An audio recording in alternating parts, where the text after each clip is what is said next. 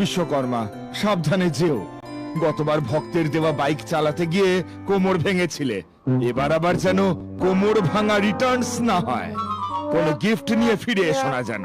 না না মহাদেব, এবার আমার বাহন হলো হাতি, একেবারে মসৃণ ড্রাইভ হবে। আঙ্কেল, হাতি মসৃণ ড্রাইভ দেয়, কিন্তু হাতি মর্তের গর্তে পড়ে গেলে তো আপনি সোজা রিটার্ন স্বর্গে।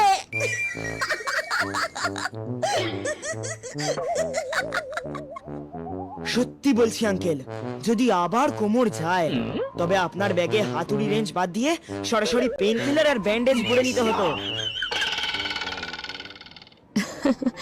ঠিক আছে বিশ্বকর্মা, সাবধানে যাবেন। আর মর্তে গিয়ে একটা কাজ করবেন, আমাকে একটা রিপোর্ট দেবেন যে ওখানে সব তোড়জোড় কেমন চলছে। নিশ্চয়ই মা, নিশ্চয়ই। পুজোর সাজসজ্জা থেকে কে গরম ভাত খাচ্ছে সব রিপোর্ট দেব। এবার তবে আমি আসি। হ্যাঁ, আসুন। সবাইকে হাসি মুখে বিদায় জানিয়ে বিশ্বকর্মা মহাভঙ্গিতে হাতির পিঠে চড়ে বসলেন। তার এক হাতে শক্ত করে ধরা সোনালী সুটকেস, আর ভিতরে ঠাসা হাতুড়ি, করাত, রেঞ্জ, স্ক্রুড্রাইভার সব মিলিয়ে যেন অর্কেস্ট্রার মতো একেবারে ঠং ঠং শব্দ চলছে। হাতি গম্ভীর ভঙ্গিতে মাথা দুলিয়ে এগোতে লাগলো, আর তার প্রতিটি পদক্ষেপে যেন আকাশ কেঁপে উঠল। ধীরে ধীরে স্বর্গের সোনালী সিঁড়ি পেরিয়ে হাতি নামতে শুরু করলো পৃথিবীর পথে।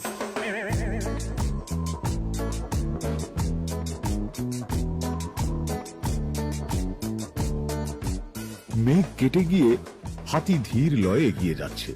হঠাৎই সামনে ভন ভন শব্দ। এক ঝকঝকে ক্যামেরাওয়ালা ড্রোন এসে ঘুরঘুর করতে শুরু করলো।